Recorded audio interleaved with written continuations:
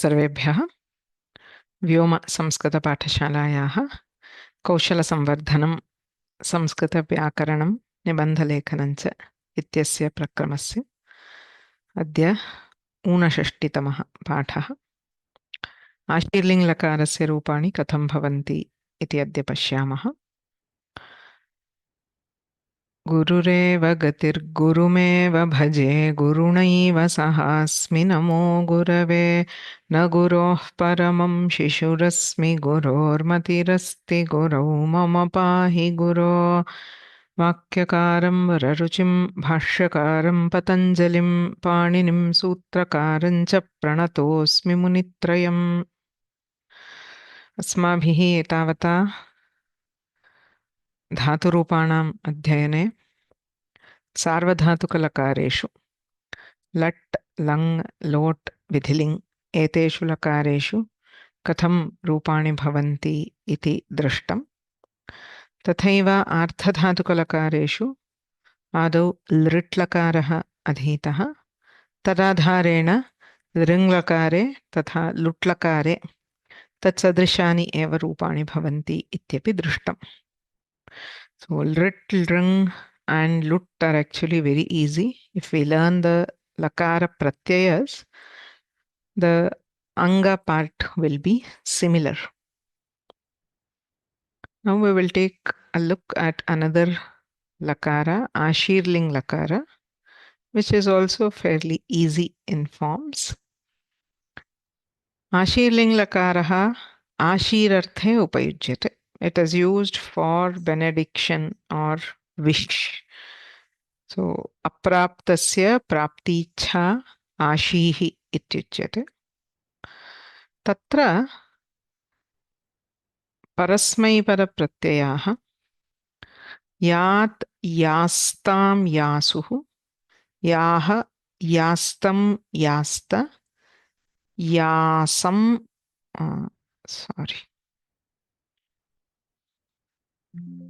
yasam yasva yasma iti pratyayaha. So there is some resemblance to this and vidhiling lakara. If you remember the vidhiling lakara pratyayas for anadanta ganas, that is not adanta, other than 1, 4, 6, 10. Yat yatam yuhu yaha yatam yata yam yava yama. So the additional sakara in most of the forms, so except in prathama purusha ekavachana and madhyama purusha ekavachana, everywhere else we hear the additional sakara, which is what distinguishes the ashirling lakara in parasmaipada. Yat yastam yasuhu yaha yastam yasta yasam yasva yasma. And another thing to note, these pratyayas are the same for both anit and set. So for those who know the rules of idagama, this yakara at the beginning of this pratyaya does not qualify for idagama. So irrespective of whether the dhatu is anit or set, the parasmaipada pratyayas are the same.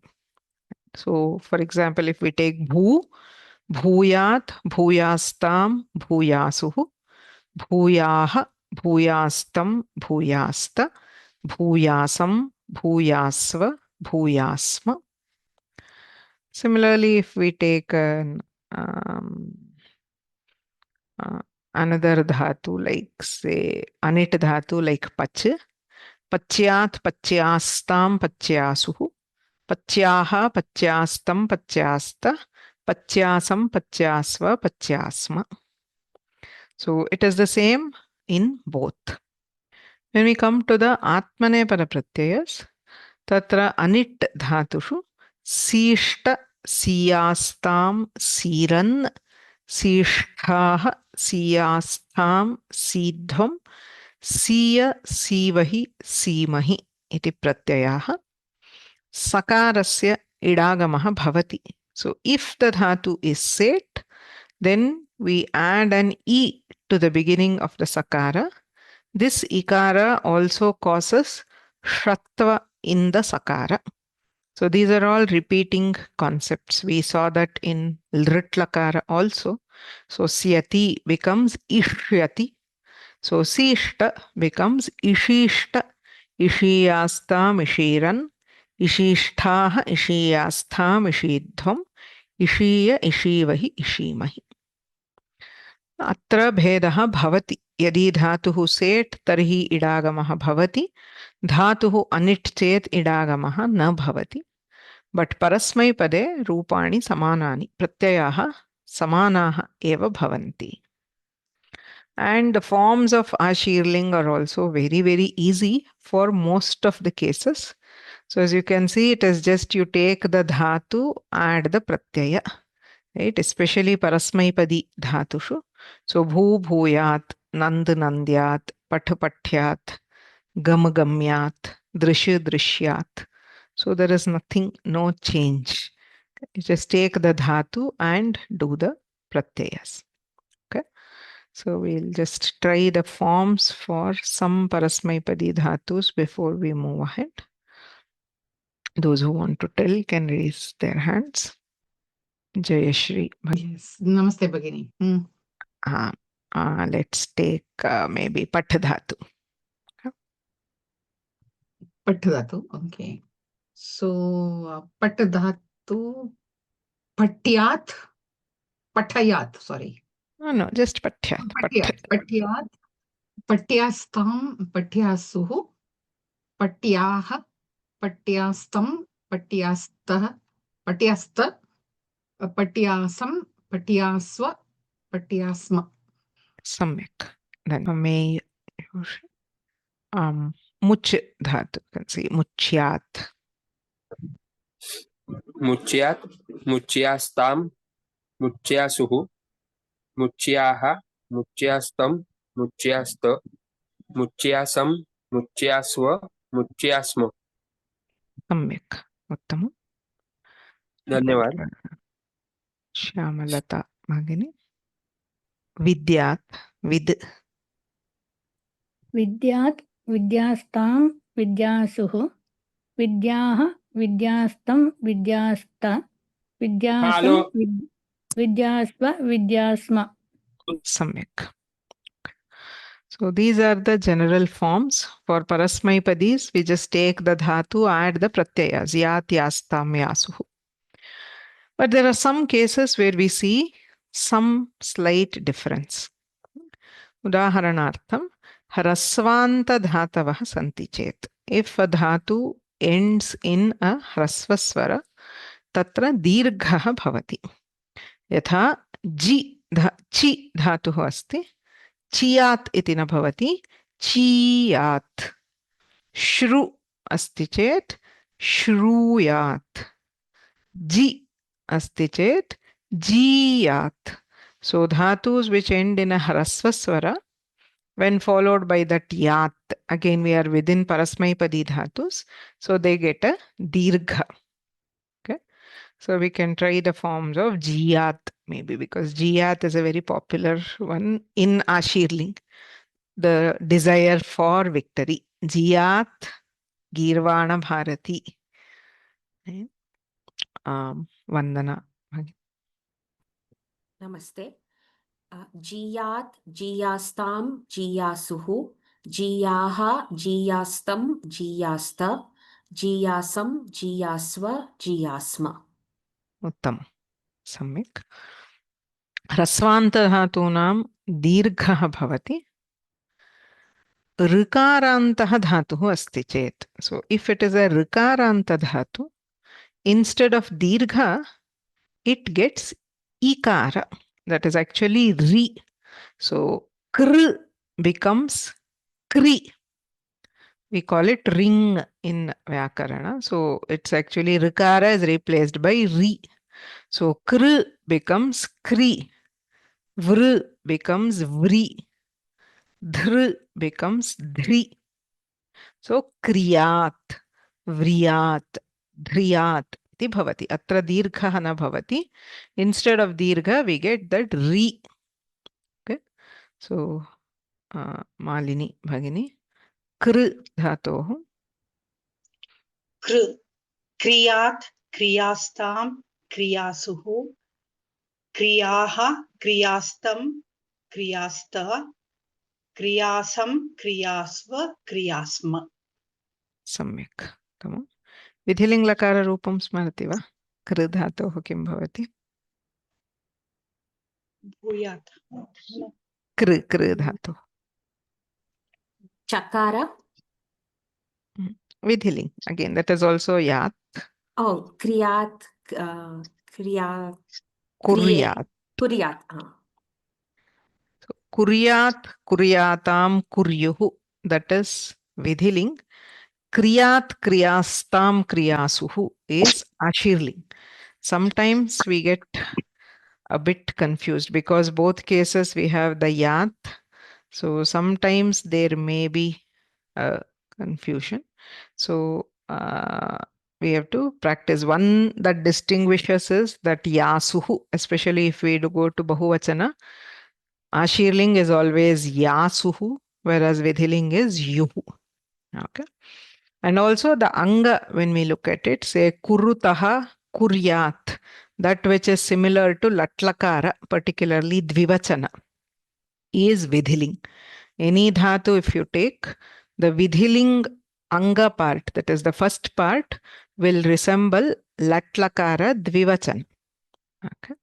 So chinoti chinutaha.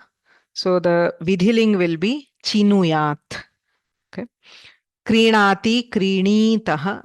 The vidhiling will be kriniyat.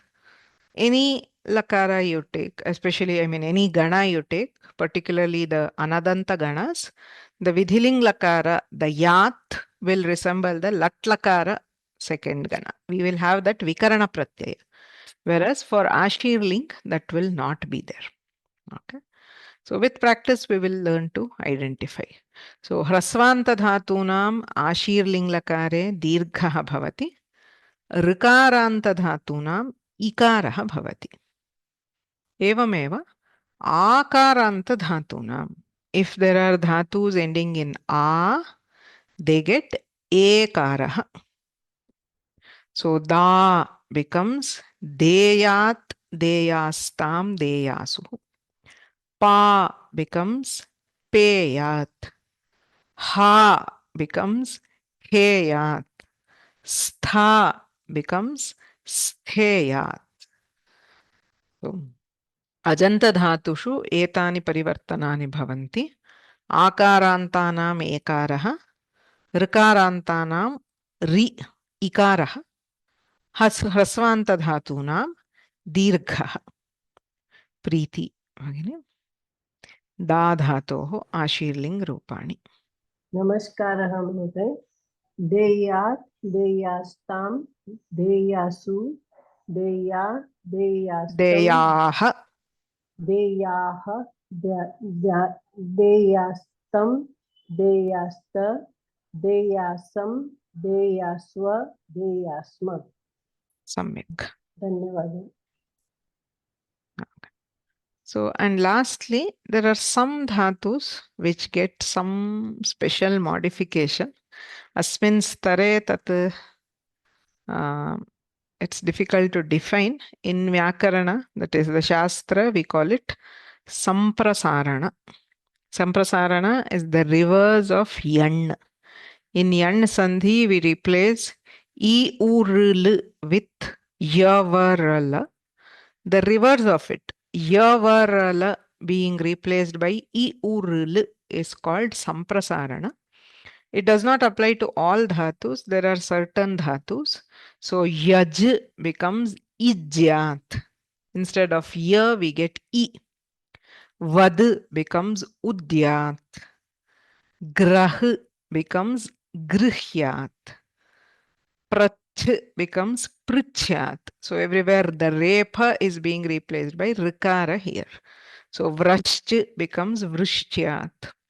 Evam आशीर्लिङ्ग् लकारे केषाञ्चन धातूनां सम्प्रसारणं भवति. Also Han dhatu is replaced by vadh. Vadhyat vadhyastam vadhyasuhu. Okay. So these are some things. For this stage, we just have to remember that there is something special. If you know the first form, you can always predict all the other forms. So if you noticed in all the ardhadhatuka lakaras, they are much easier than sarvadhatukas, because in sarvadhatukas, within the lakara itself, it changes slightly. For example, krinati, krinitaha, krinanti. Okay.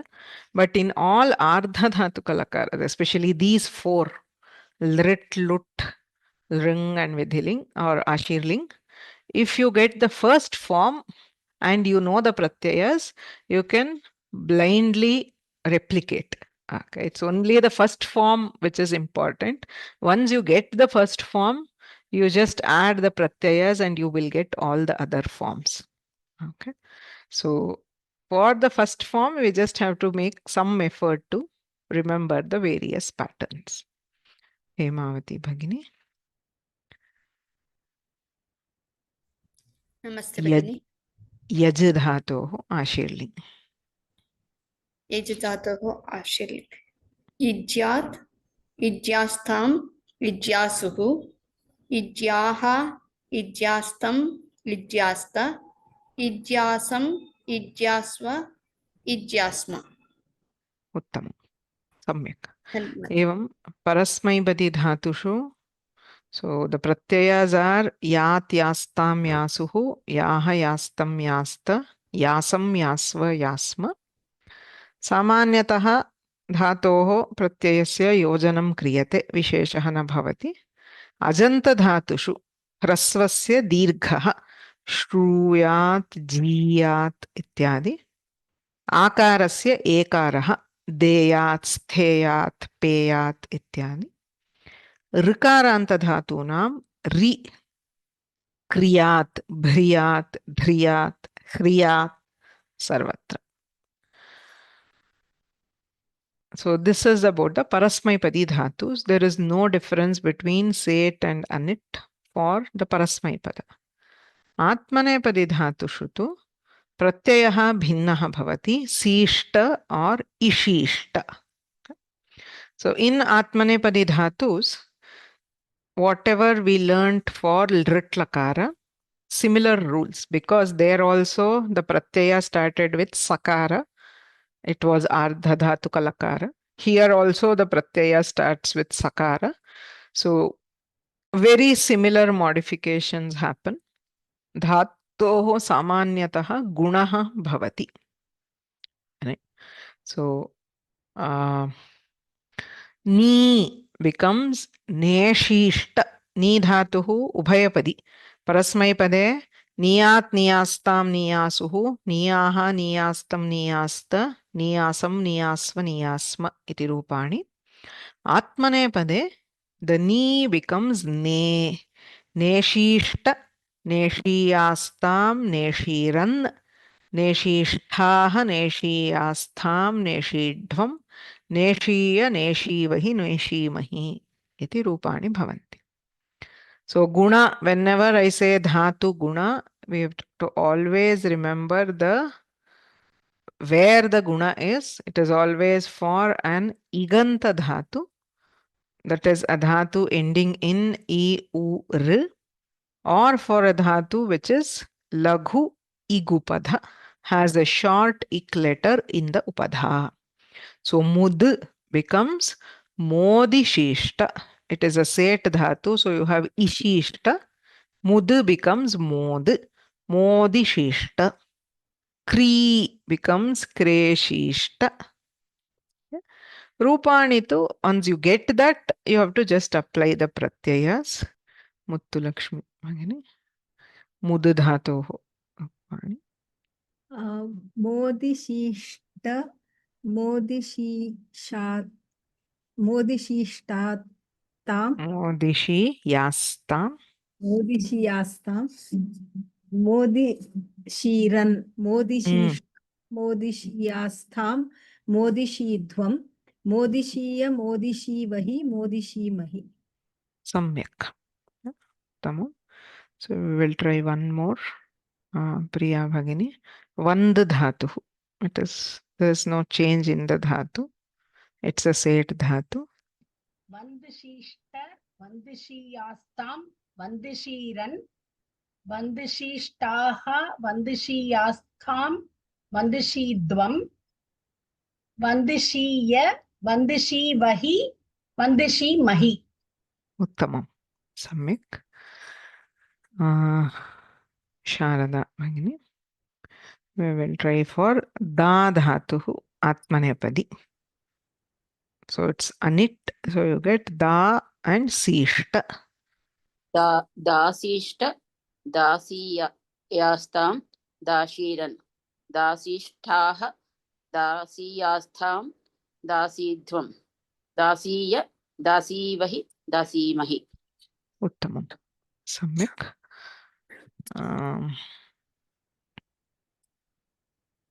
Parvati Bhagini. नमस्ते. Labh dhatuhu. You have labh sishta becomes lapsishta chartva sandhi.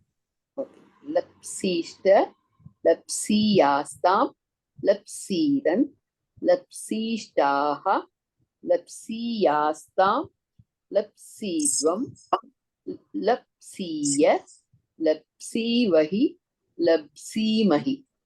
Uttamam. Samyak. धन्यवादः. Atmanepadi dhatushu api. So as I said, there is guna or hal sandhi, very similar to the sandhis which we saw in Lritlakara. Vishishya chakarantaha chavargantaha dhatuhu asti chet kakaraha bhavati.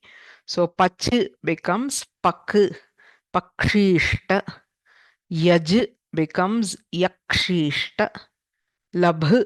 So there is just chartva here. So lapsishta, etc. So gunaha hal sandhihi.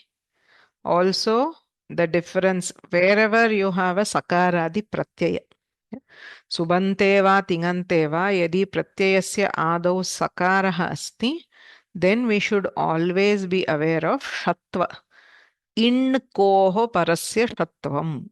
If the letter preceding the sakara is in is I, U, R, L, A, O, I, O, Haya, Varala, one of these, or Kavarga, then we always get Shatva. So Pak, when you have Kavarga, it becomes Pakshishta. So Ne, when you have Neshishta, Ekara is in, so we get Neshishta. Vandishishta, wherever there is idagama, there is ikara, so we will get the shakara. Right? So always, if there is the previous letter is in or kavarga, there is shatva, anyatra sakaraha bhavati. Okay? So these are all some standard rules which keep repeating across lakaras. Sarita Bhagini. Pach dhatoh. पक्षीष्ठा पक्षीयास्तां पक्षीरन् पक्षीष्ठाः पक्षीयास्थां पक्षीध्वं पक्षीया पक्षीवहि पक्षीमहि. Tamam. Samyak. धन्यवाद. Krishnapriya Bhagini. Ram dhatuh. नमस्ते महोदय. रंसीष्ट रंसीष्ट रंसीष्टायासां Ramsiyastam. Sorry, one second.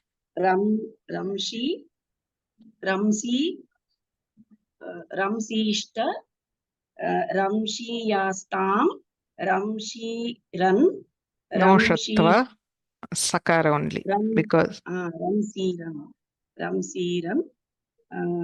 रंसीष्टाः रंसीयास्तां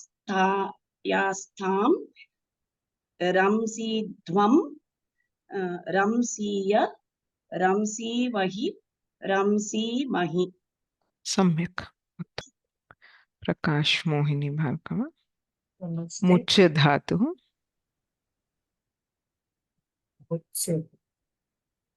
Much will become chavar will become cover. Correct. So mukshishta, Samyak. mukshyastam, Mukshiyastam. mukshi. Mm. It will be she or she. Shri, because kavarga. She. In and kavarga. So mukshiyastam, muksiran, Mm. muksishtaha, muksiyastham, muksidhvam, Mm. muksya, muksivahi, muksimahi. Uttamam. Samyak. So these are the general rules for Ashirling.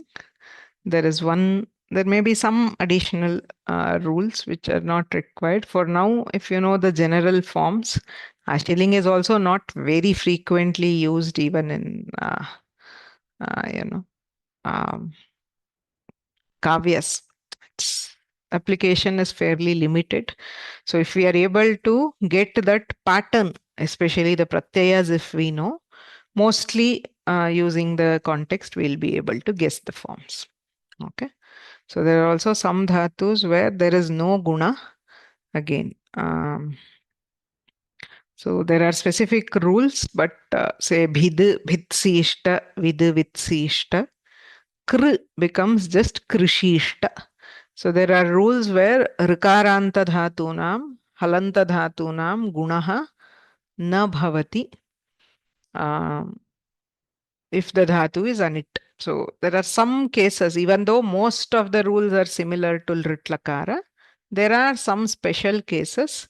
So my suggestion for this level would be look at the first form. So whatever dhatus we have, if you're trying to learn Ashirling, just get the first form and try to get the remaining forms once you know the pratyayas. Okay, that will be very helpful. So we'll just try a few sentences maybe. Okay, Ashirling Lakarasya Rupani. We'll try a few. So there's a question, what happens to a wait dhatu? If it is wait, there will be optional idagama. So one form will be like anit, another form will be like set.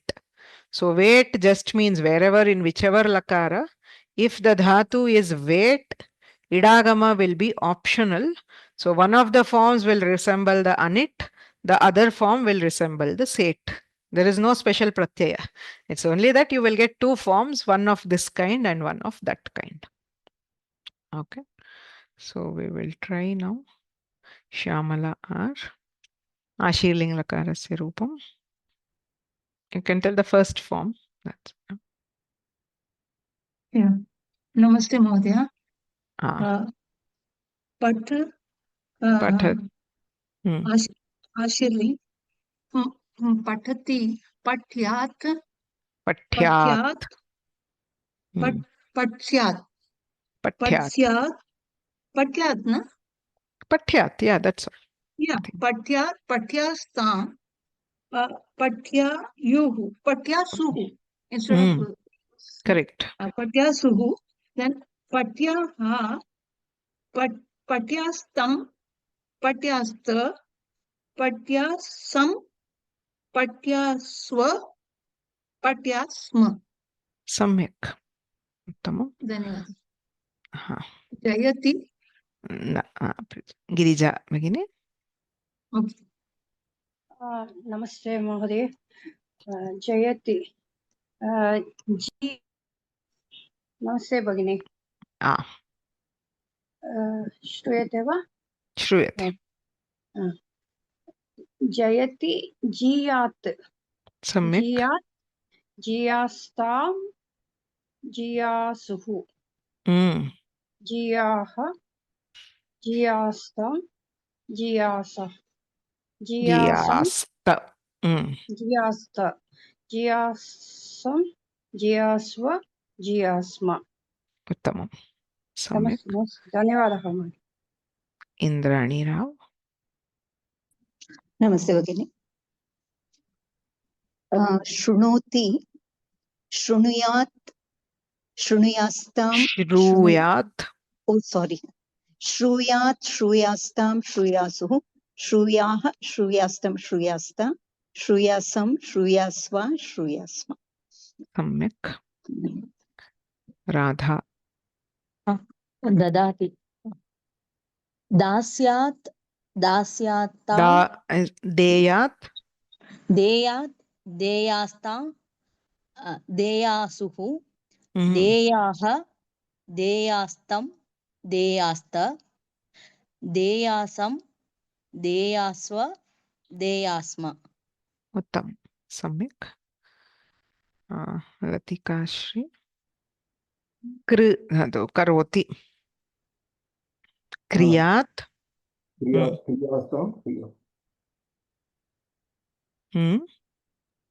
Agre.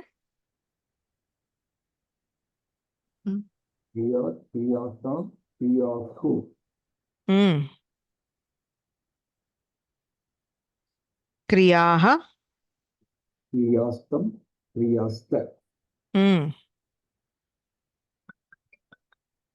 Kriyasam.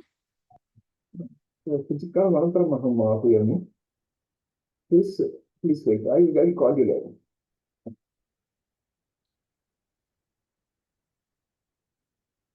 Kriyasam. Kriyasam. Kriyasva. Kriyasma. Samyak. Ete parasmaipadi dhatavah. Agre atmanepadi dhatavah. Rajyalakshmi. Vandate. నమస్తే బహిని వందతే కదా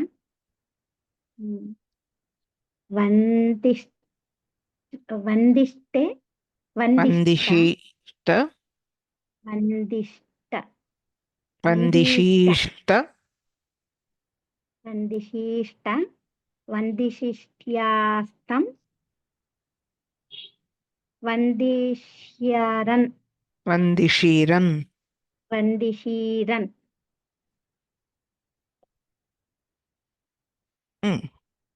వందిషిష్ఠాః వందిషిష్ఠాః వందిషిష్ట్యాస్తాం వందిషిష్ట్యాద్వం వందిషీధ్వం వందిషీద్వం వందిషీయ వందిషీవహి వందిషీమహి.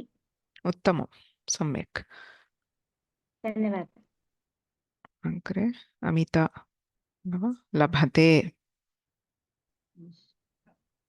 లప్సీష్ట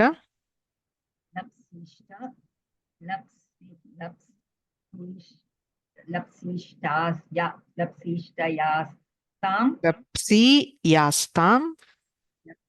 లప్సీయాస్తాం లప్సీరన్ లప్సీష్ఠా లప్సీయాస్థాం లప్సీధ్వం లప్సీవ లప్సీవహి లప్సీమహి. ఉత్తమం. సమ్యక్. విజి. మోదత్. మోదిశీష్ట మోదిశీయాస్తాం మోదిశీరన్ మోదిశీష్టాః మోదిశీయాస్తాం మోదిశీధ్వం మోదిశీయ మోదిశీవహి మోదిశీమహి. ఉత్తమం. సమ్యక్. అనురాధ భగిని. ನಮಸ್ಕಾರ. Which is the dhatu? Datte. Datte. Datte.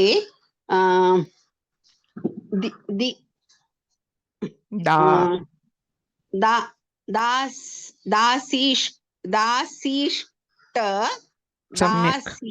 Dasiyastam. Dasiran. Dasishtaha. Dasiyastham. Dasidvam. Dasiya. Dasivahi. Dasimahi. Samyak.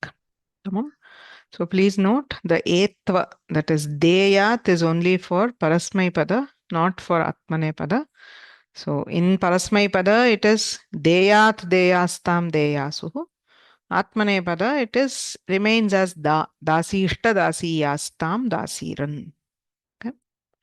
Okay, so the last one, munch dhatuhu, Ramachandra Mahodaya.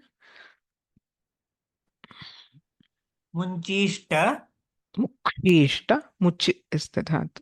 Munchishta. Mukshishta. Mukshishta. Mukshiyatam. Mukshiyastam. Mukshiyastam. Mukshiran.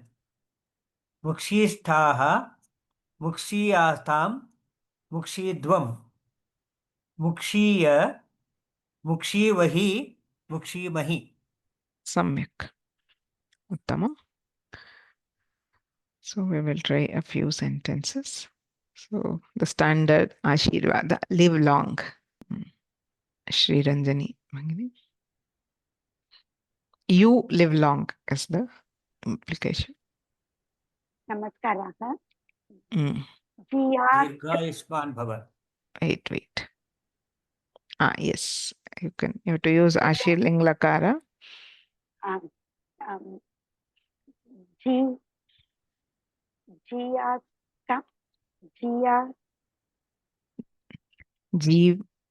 Which is the dhatu? To live. Jiva. Jeev.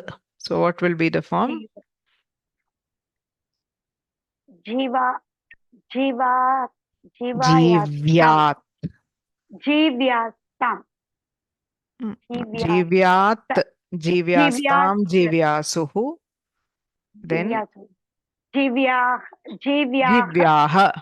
Yeah, so you are saying Jivyaha. Jivyastam. Jivyaha is okay. Ekvachana, Madhyama Purusha. What is for long? Chiram. Samyak. So Chiram Jivyaha or Chiranjeevi Bhuyaha. So you become a long-lived. Chiranjeevi is a common word for those he who lives long. So Chiranjeevi Bhuyaha or Dirghayushman, as I said, Bhuyaha. If we are using Ashirling, please note Lot Lakara can also be used for Ashirartha. So many times we also use Lot Lakara, but for using Ashirling, it will be Bhuyaha or Chiram Jivyaha. Okay. Next. May everybody attain happiness. Shyamala Krishnamurti. Hari Om, Ram Ram, Veni. Ram Ram.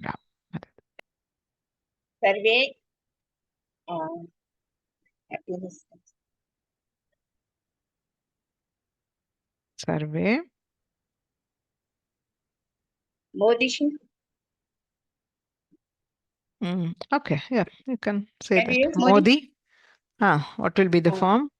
Modisheshta, Modisheyastam. Modishta. Modishiran. Modishiran. So Sarve Modishiran is one. So to attain or get, what is the dhatu? Labhate. Labhate. Samyak. So labhate. So lapsishta, lapsiyastam. Lapsiran. So sarve anandam or sukham lapsiran. Anandam sukham. So if we use prapnoti, that's a parasmai pada dhatu. So prapyat.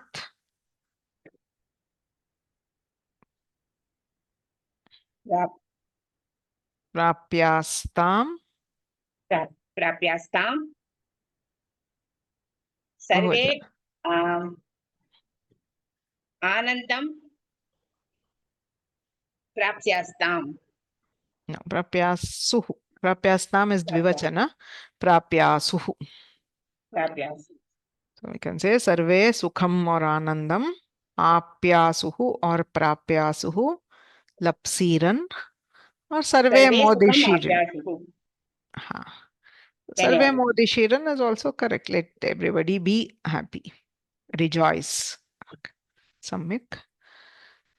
May I become. So it's not only wishing for somebody else, you can use Uttama Purusha also in Ashirling. So it's a wish. So may I become successful or fulfilled. Okay. So Mahalakshmi. Aham bhuyam. Aham bhuya bhuyat bhuyastam bhuyasuhu bhuyaha bhuyastam Bhuyasam. bhuyasam. Aham successful.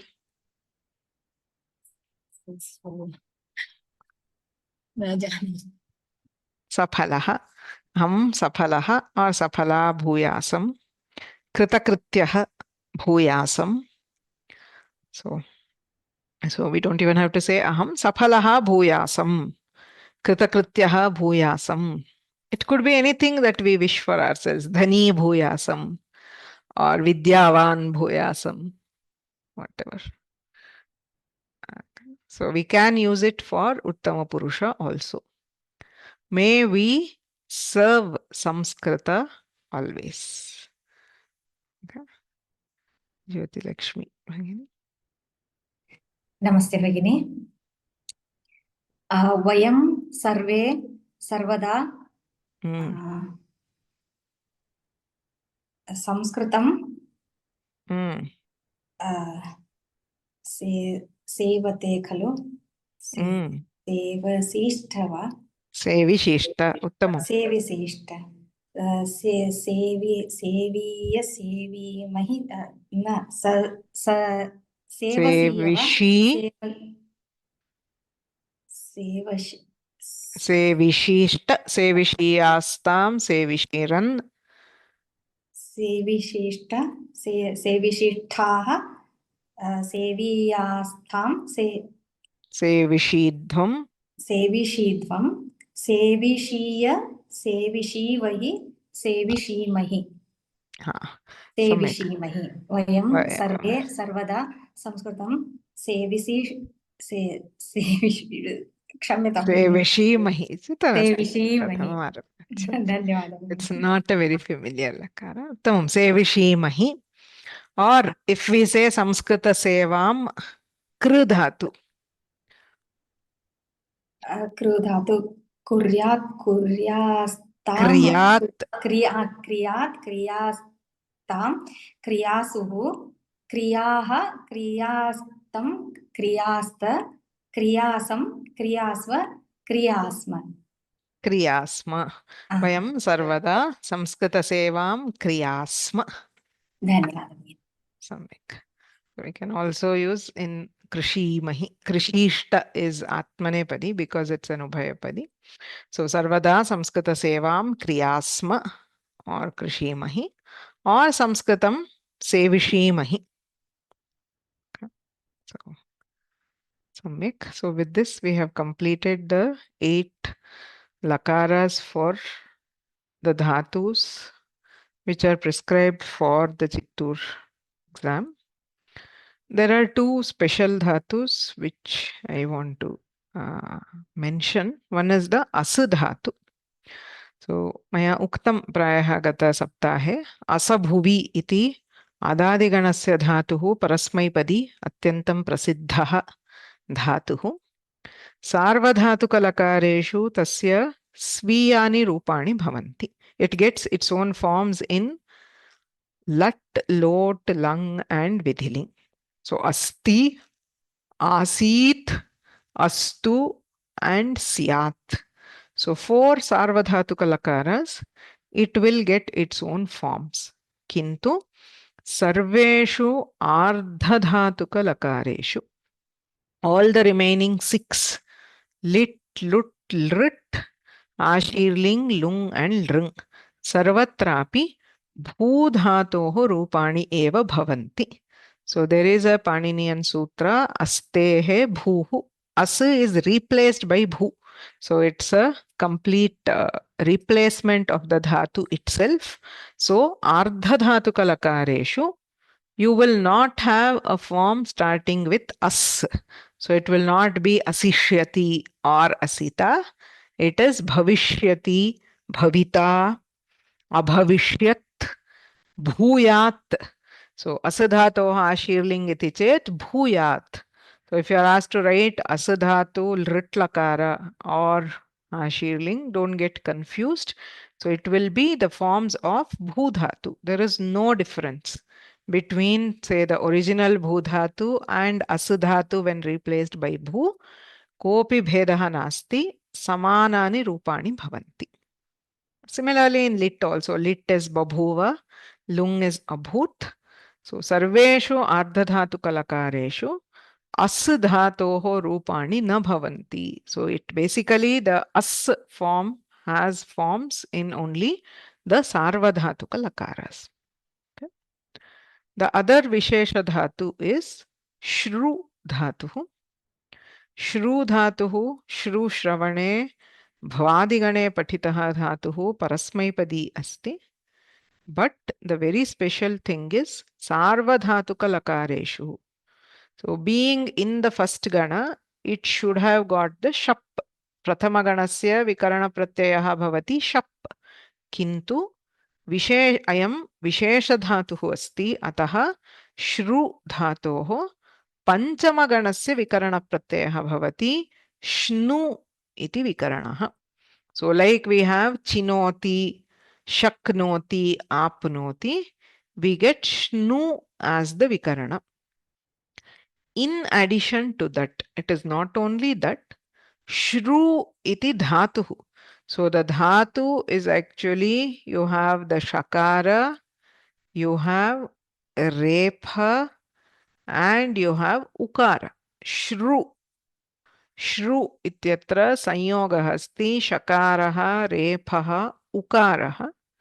Kintu sarvadhatuka lakareshu, in addition to having the special vikarana shnu, the dhatu itself is replaced by shru. Okay, so it's a lot of people get a bit confused here. So this shru is just sh and rikara. It is not ukara. Mula dhatau repha asti, ukara asti. Kintu sarvadhatuka lakareshu shru iti adeshaha bhavati. It is shakara and rikara. Ucharane api bhedaha bhavati. Shru is different from shru. So the forms are shrunoti, ashrinot, shrunotu, and shrunuyat. Chaturshu api, it is shru. So both writing and pronouncing, you have to be careful. It is not shrunoti, it is shrunoti. Ashrinot, not ashrunot. It is not the original form of the dhatu.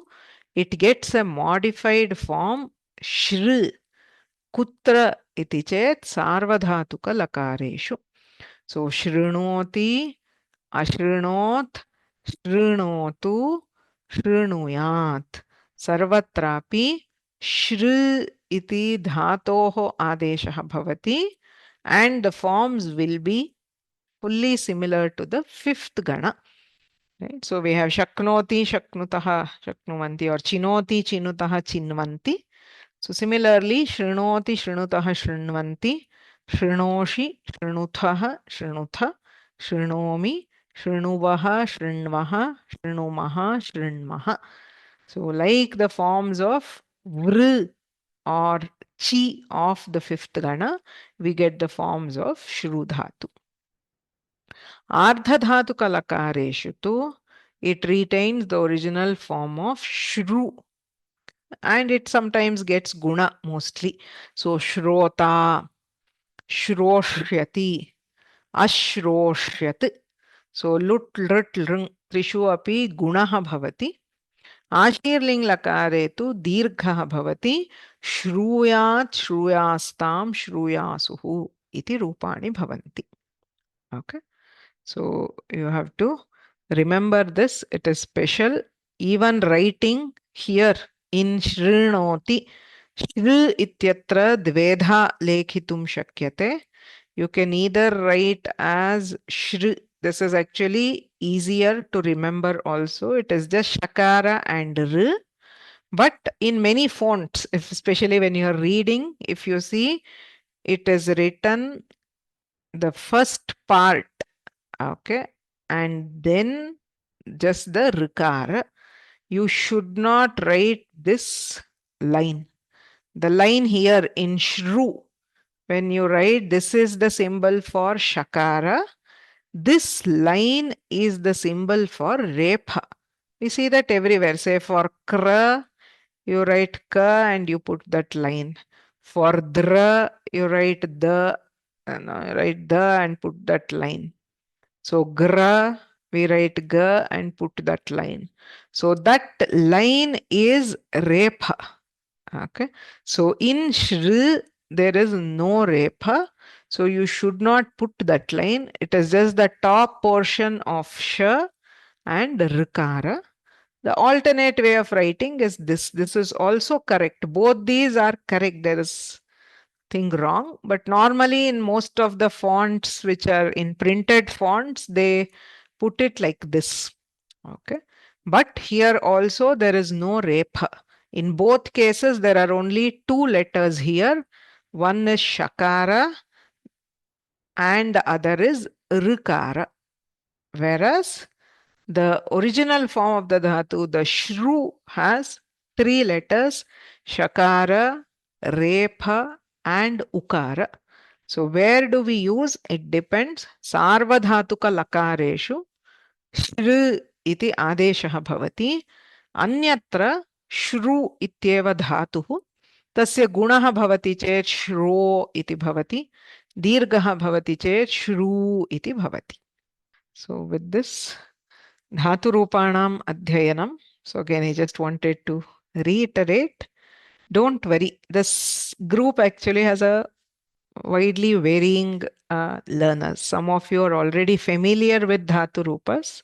So if you know, if you are fairly comfortable with the simple lakaras, you can practice these Lut, Rit, Ashirling, etc. But if you are starting off, so always for Dhatu Rupas, my suggestion is first be comfortable with Lat and then Lang. These two are the base lakaras. So once we have mastered the forms and variations for Lat and Lang, you should extend it to the other two Sarvadhatukas, which is Lot and Vidhiling. Next, for the Ardha Dhatukas, the base template is Lrit Lakara. So once we are comfortable with Lrit, you can easily extend it to Lut and Lrung, and then also to Ashirli. So all these 8 lakaras are actually fairly easy if we approach them systematically. Atrapi pratyekam lakare adau lakara pratyayaha jnatavyaha. So you should not directly jump into the full forms. So you should know the sets of pratyayas. There will be 1 set, 2 sets.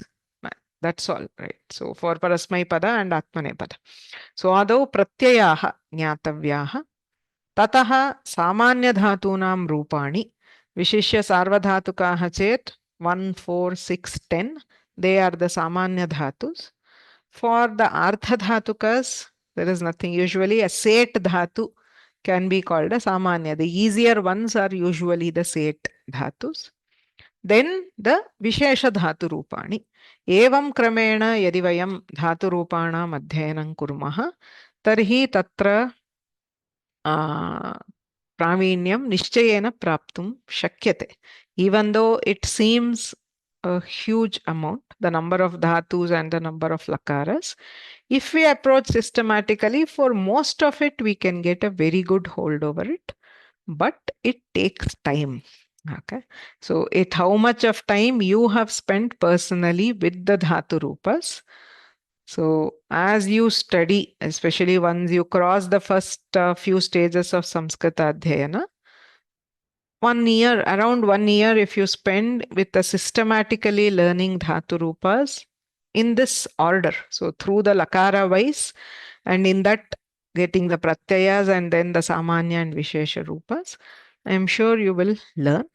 So there are 2 lakaras which I deliberately did not touch for this course, even though there was a huge request, the lit and lung, because I realized that many learners here are still finding difficulty with the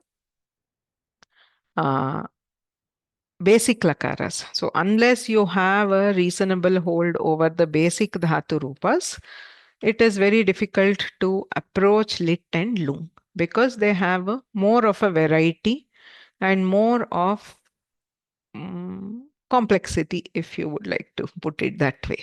Okay, but we will do that. So agrima shanmase, so idanim asmabhihi ayam prakramaha samapyate, but in the next term, as you know, we are taking it every term, we are doing one paper. So in the next term, we will be taking up the second paper of Chittur Vichakshana. This is the third paper what we did this time. So it is the second paper where we have a Mahakavya Yadavabhyudayam. So Vedanta Deshikaihi Virachitam Idam Mahakavyam Shri Krishnasya Jananam Tatra Prathama Sarge Yadavabhyudayam iti Krishna Katham Ashritya Virachitam Mahakavyam. So in Chittur, right from level 1, every level has an adhyayana of one kavya. So first level had Ramakatha, which was based on Ramodanta. Second level we did Raghuvamsha, 12th Sarga. So in this level we have Yadavabhyudayam. It's a very beautiful Mahakavya. So we will be doing that. Along with that, we will do the lit and lung lakaras, at least the basic forms and how to get the form. So as we work through the kavya, kavyetu lit lung etayoreva prayogaha adhikyena bhavati, tena saha vayam tattal lakarasya rupanam adhyayanasyapi prayasam kurmaha. So the classes will start in October. We will announce it soon. It's a different course, but we will announce it in the next few days. You can register and attend, either as part of Chittur or as an independent course. It's your wish. So you can do that. For Chittur, along with Yadavabhyudayam, there is one more part in that paper called Niti Chandrika, which is a selection of about 100 very popular Subhashitas. I will not be teaching Niti Chandrika. There is already an existing course by Dr. Nagaratna Hegde. Samskritena iva sarala samskritena taya sarvani subhashitani pathitani santi. Ataha tadadharena adhyayanam kartum shakyate. So this is what we will be doing next.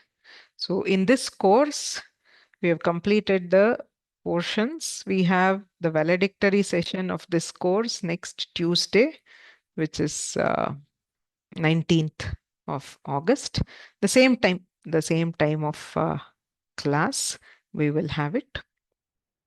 And as we have already announced, the course and exam for this course will be next weekend from Friday morning till Monday morning. The test will be open. It will have only MCQs, whatever we have learnt in this course till class 57. As I said, till Rit Lakara. So the last few Lakaras are not there for the exam. You can always learn. I would recommend you to learn. That is why I taught it. But because many of them were panicking for the exam, we will not have it for the exam. So it will have Sandhis, Sandhi Viveka, Samasa Kusumavali, and Dhatu Rupas, Sarvadhatuka Lakaras, and Rit. So it is for 80 marks, 65 questions. 2 hours will be the duration. So within those 3 days, at any convenient time, you can take it up. Once you start, you have to complete it within 2 hours. So once you complete that, if you have done all the midterms, we have had 3 midterms so far. Each one was for 40 marks, right? 120 marks plus 80. So overall 200. So if all the scores put together, if you have 60%, you will get the course completion certificate by Vyoma Labs, right? So this is the end of this course. for the Chittoor exam, since this is a part of the Chittoor exam series, so we already know, we will have a couple of doubt clarification or QA sessions purely for Chittoor exams on 2nd and 9th September. Right? So 11 a.m. to 12:30, the same time, both are, I think, Tuesdays. So the same time of class, but that will be purely for the Chittoor question papers. So please go through the question papers. If you have any questions on any particular questions or any section, we will be able to discuss that. So that session is common for all levels. Even if you are taking any earlier level, first or second, you can come and get your doubts clarified. So after that, the offline exams will be on 13th and 14th September. I hope whoever wants to write the offline exam should have registered already. Then we also have the online Chittoor exam in the same pattern on from 19th to 21st. Okay. So I hope these are clear. We have been announcing since quite some time. With this, we will stop today's session. If you have any questions, I can take it after the Mangalam.